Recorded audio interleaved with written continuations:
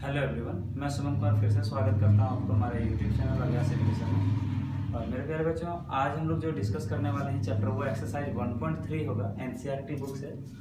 तो एक्सरसाइज 1.3 जो है वो किस पर बेस्ड है? वो जनरली क्या है कि आपको परिमेय और अपरिमेय संख्या इस पर बेस्ड। और इसमें क्या है, क्वेश्चन जितने भी आएंगे वो क्वेश्चन आपको बोला जाएगा या उसे आपको प्रूफ करने के लिए बोला जाएगा कि कोई भी नंबर है वो एक अपरिमेय संख्या है, क्यों है।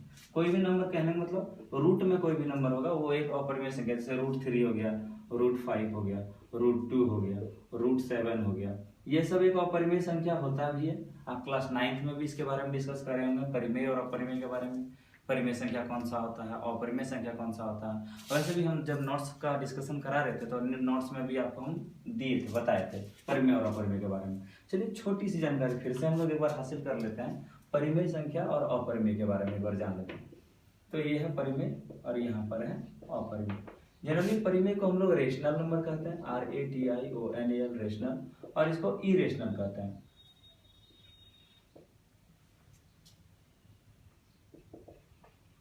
Irrational number. तो इरेशनल नंबर और रेशनल नंबर जो है दोनों में क्या अंतर है? देखिए, परिमेय संख्या जनरली क्या होता है, जिसको हम बट्टे के रूप में लिख लेते हैं, P/Q के रूप में लिख सकते हैं as a form of P/Q। तो वो सारी संख्या को हम लोग परिमेय संख्या कहते हैं। जैसे फॉर एग्जांपल 2, 3, 4, 5, 1, 0, 6, -5, -3, ये जितना भी नंबर है दुनिया में जितना भी नंबर है सभी को हम लोग बट्टे के रूप में लिख सकते हैं। कहने का मतलब हुआ कैसे बट्टे के रूप में लिखेंगे, तो जैसे 2/1, 3 को 3/1, 4 को 4/1। हम जानते हैं कि नीचे में 1 तो होता है, 5/1, 1/1, 0/1, 1, 1, यहाँ भी 1। तो ये देखो बट्टे के रूप में हो गया, इसलिए ये परिमेय संख्या हो गया। बात समझ में आ गया? अच्छा, यदि कोई संख्या ऐसे है, मान लेते हैं 4/5, 2/3, -5/6, 4/8, ये सारी संख्या क्या होगा? परिमेय संख्या ही होगा, क्योंकि सारी संख्या क्या है? बट्टे के रूप में है। क्लियर है? अब यहाँ पे देखिएगा, ये हो गया कुछ परिमेय संख्या, ठीक है। परिमेय संख्या में ये भी आते हैं, जैसे √4, √9, √16। क्यों? क्योंकि √4 का वैल्यू क्या हो जाएगा? 2 हो जाएगा। √9 का वैल्यू हो जाएगा 3, √16 का वैल्यू हो जाएगा 4। अच्छा सर, ये परिमेय संख्या क्यों हुआ?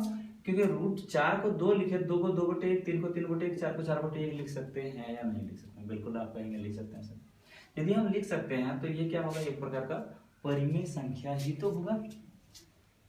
अब आप देखिए अपरिमेय संख्या, वैसा संख्या जो रूट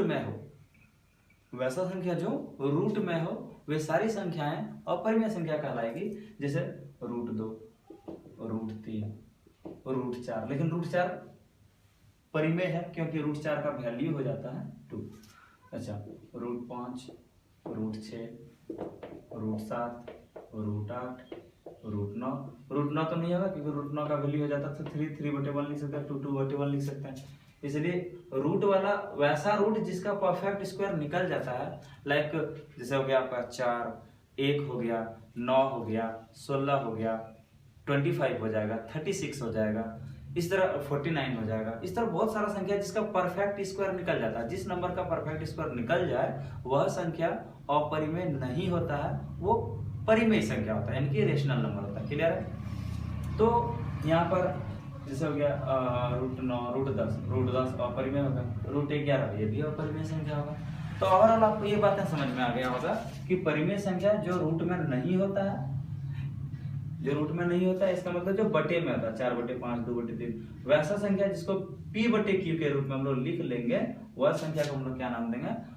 रेशनल नंबर या परिमेय संख्या कहेंगे। और जिसको P/Q के रूप में नहीं लिख सकते हैं वह क्या कहलाएगा? अपरिमेय संख्या कहलाएगा। क्लियर? आइए, आज का जो हम लोग क्लास डिस्कस करने वाले हैं वो बहुत बेहतरीन क्लास होगा और इससे एग्जाम का वेटेज होता ही होता है। हर बार एक क्वेश्चन, चाहे आप जैक बोर्ड हो, यूपी बोर्ड हो, झारखंड बोर्ड, बिहार बोर्ड हो या CBSE हो, कोई भी बोर्ड हो, हर बोर्ड में एक क्वेश्चन यहाँ से जरूर रहता है, हमेशा रहा है। तो चलिए, यदि हम आपसे बात करें, पहला ही क्वेश्चन या कोई भी क्वेश्चन लेके बात करते हैं, क्वेश्चन रहेगा सिद्ध करें √3 एक अपरिमेय संख्या है। एक क्वेश्चन है, एक अपरिमेय संख्या है, ठीक है।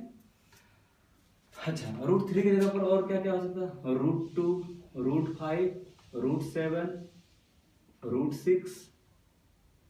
आप ये सब संख्या के लिए अभी हम √3 वाला आपको सिखा देते हैं, √2, √5, √7, √6 जो भी है, ये सब नंबर को आप एक बार प्रैक्टिस जरूर कर लीजिएगा। आइए, तो सिद्ध करने के लिए हम क्या करेंगे, जनरली कोई भी चीज को सिद्ध करते हैं तो हमको यहाँ पे मैथ में इस चैप्टर में यानी अपरिमेय सिद्ध करने के लिए हमको मानना पड़ेगा जो संख्या है इसको परिमेय मानना पड़ेगा। सिद्ध करना है अपरिमेय तो क्या मानेंगे? परिमेय। तो मान लीजिए, माना √3 एक परिमेय संख्या, माना है आपने, परिमेय संख्या है। अब अगर आप इसको परिमेय मानते हैं तो आपको कहना पड़ेगा √3 बराबर p/q होगा, जहां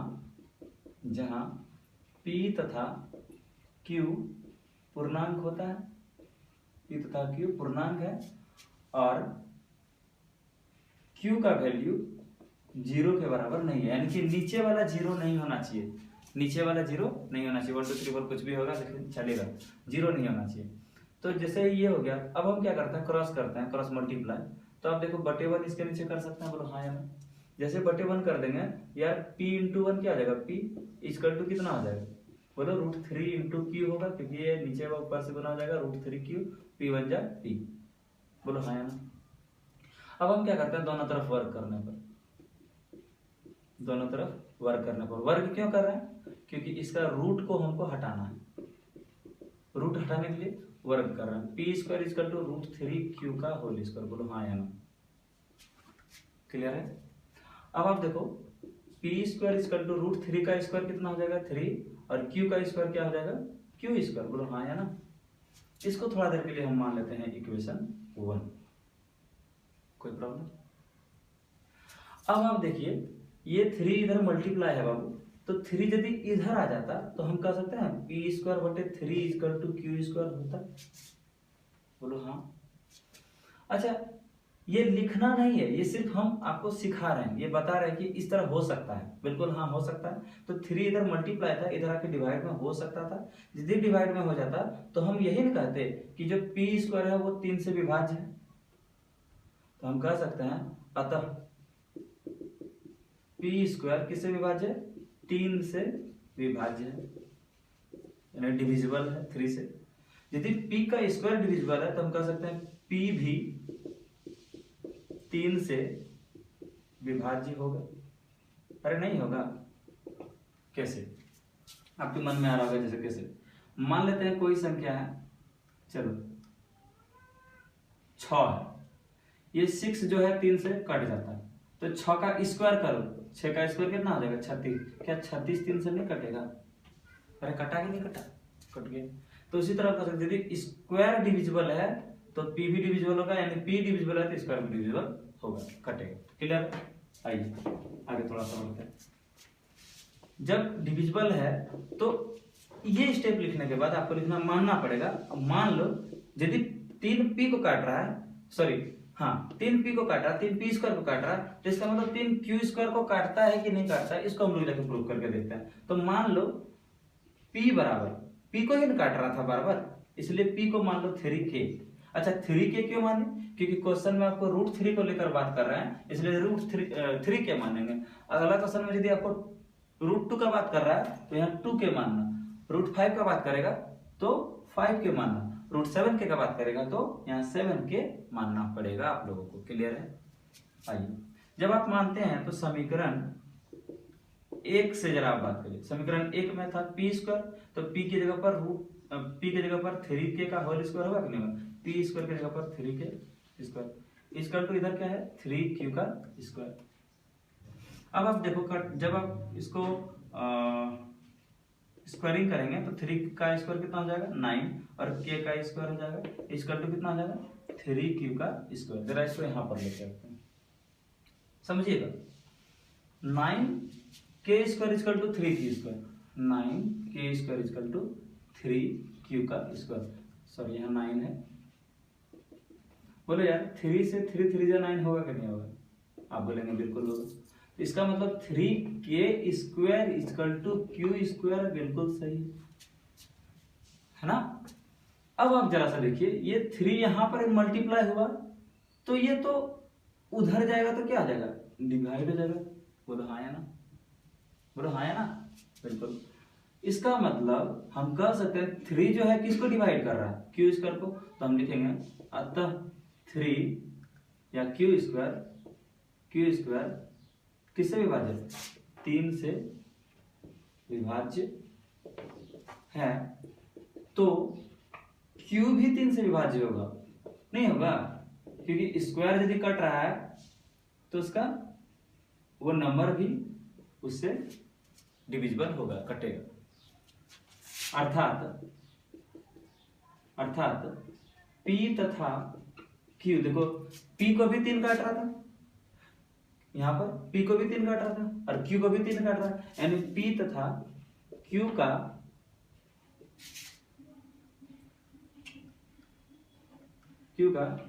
तीन अभाज्य गुणनखंड है, अभाज्य गुणनखंड है। जबकि हम जानते हैं कि कोई भी अपरिमेय संख्या का अभाज्य गुणनखंड एक्स्ट्रा नहीं हो सकता, कोई भी अपरिमेय संख्या का अभाज्य गुणनखंड एक्स्ट्रा नहीं हो सकता। जबकि यहाँ पर अभाज्य गुणनखंड क्या हो गया, 3 हो गया।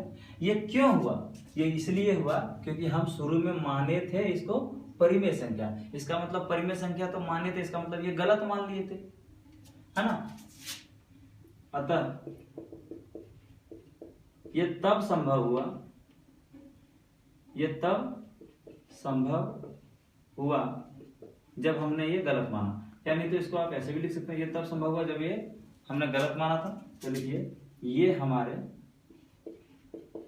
मान्यता का, यानी कि जो हम लोग माने विरोधाभासी मतलब उल्टा है, ये हमारे मान्यता का विरोधाभासी है, ये हमारे मान्यता का विरोधाभासी है।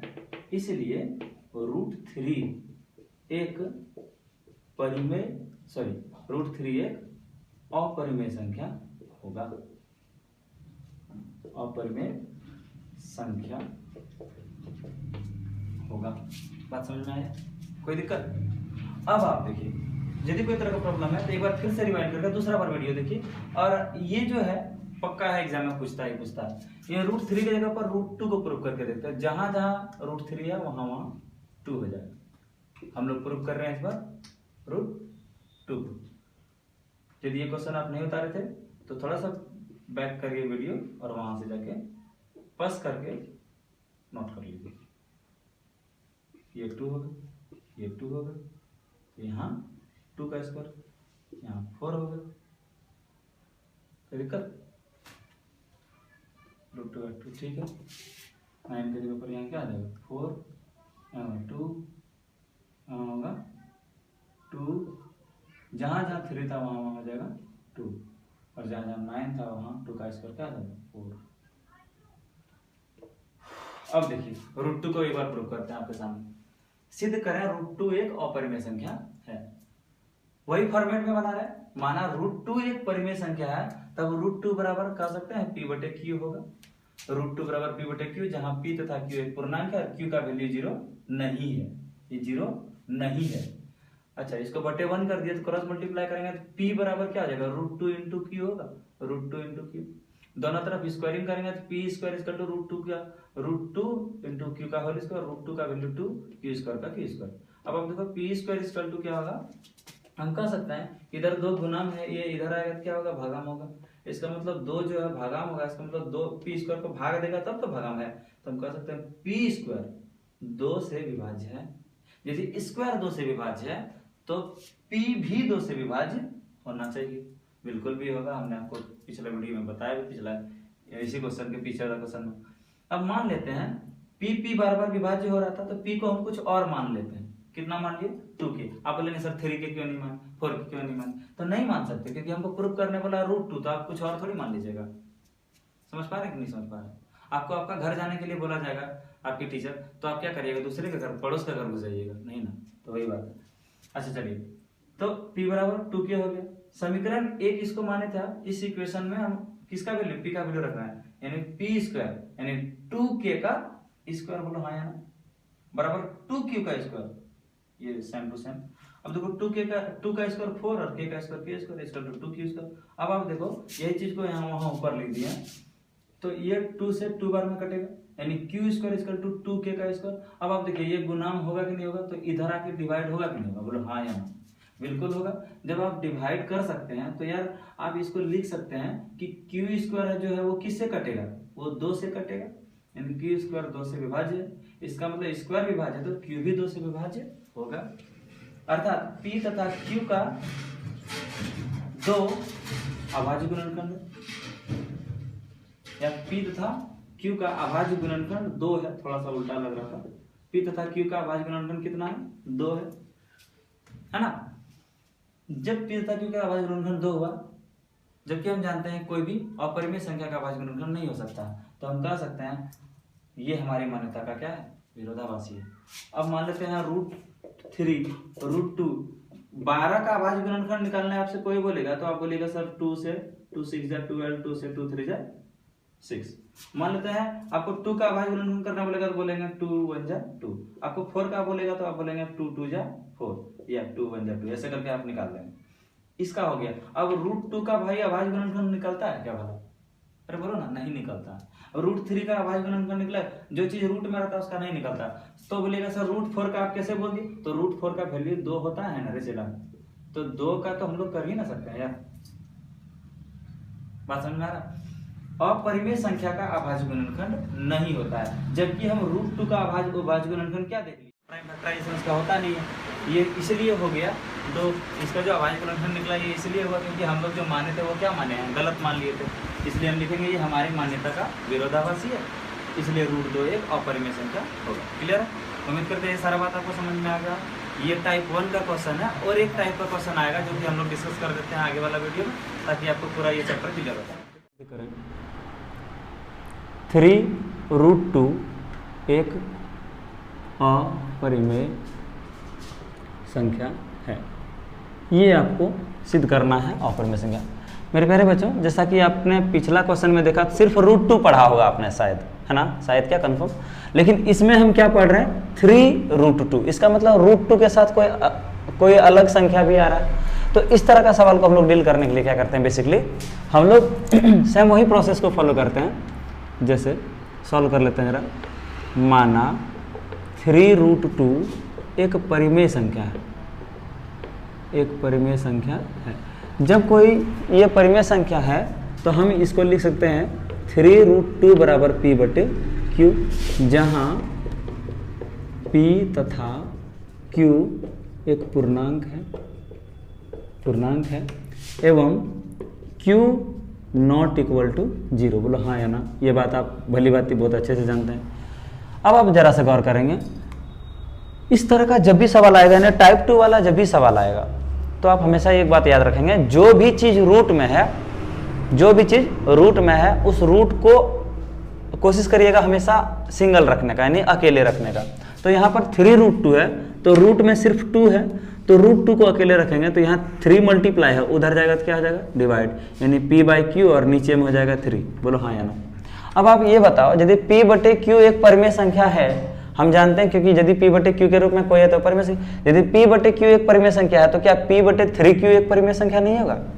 आप बोलेंगे बिल्कुल हाँ होगा। तो हम लिखेंगे, हम जानते हैं p/q एक परिमेय संख्या है, तो ये वाला, ये यदि परिमेय संख्या है तो ये भी परिमेय संख्या होना चाहिए, यानी p/3q भी एक परिमेय संख्या होगा, एक परिमेय संख्या होगा। क्लियर है? यदि ये एक परिमेय संख्या होगा तब आप ये बताइए, तो ये परिमेय संख्या है और √2 आप पहले से पढ़ते आ रहे हैं कि ये अपरिमेय संख्या है। ये परिमेय और ये अपरिमेय, ऐसा कभी भी संभव हो सकता है कि परिमेय संख्या के बराबर में अपरिमेय हो जाए? ऐसा कभी भी संभव नहीं हो सकता। ये इसलिए हो गया क्योंकि हम जो माने हैं वो क्या माने, गलत मान चुके हैं, है ना। यहाँ लिखेंगे परंतु √2 क्या है, एक अपरिमेय संख्या है। सेम प्रोसेस सारा क्वेश्चन को सॉल्व करने के लिए हम लोग लगाएंगे, अपरिमेय संख्या है। ये हमारे मान्यता का विरोधाभासी है, इसलिए आपका जो भी सवाल रहेगा क्या था, 3√2 एक अपरिमेय संख्या होगा। यही तो आपको प्रूफ करना था, समझ में आ गया।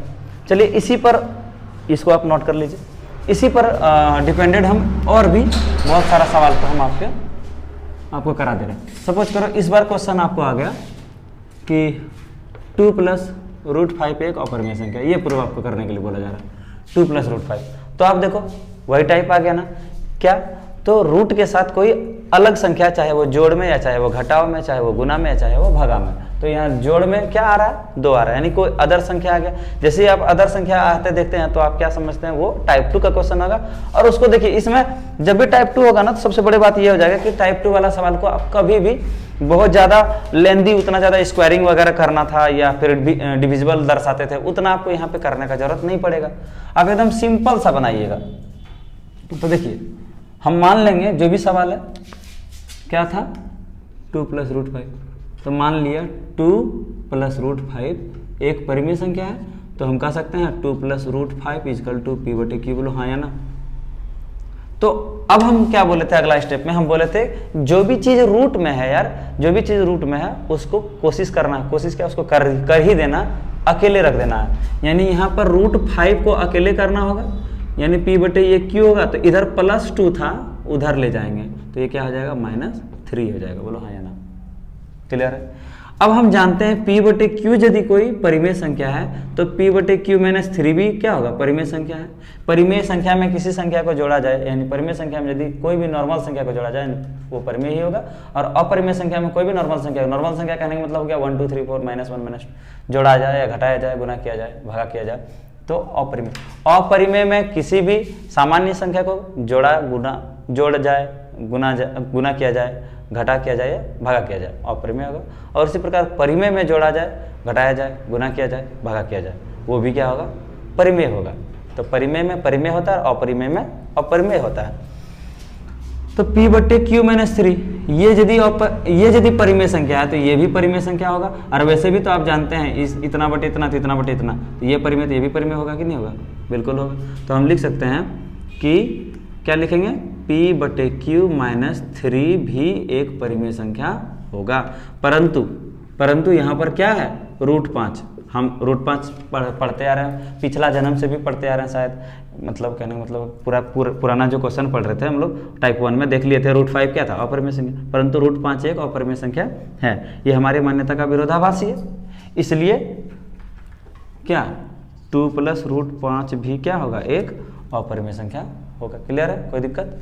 एक इसी में से एक और हम सवाल आपको समझा दे रहे हैं, जरा समझने की कोशिश करिएगा। इस बार यदि क्वेश्चन आपको रहेगा, दिया रहे 3√2 - 4, प्लस वाला बता दिया, मल्टीप्लाई वाला बता दिया, और एक बार ये भी बताते हैं।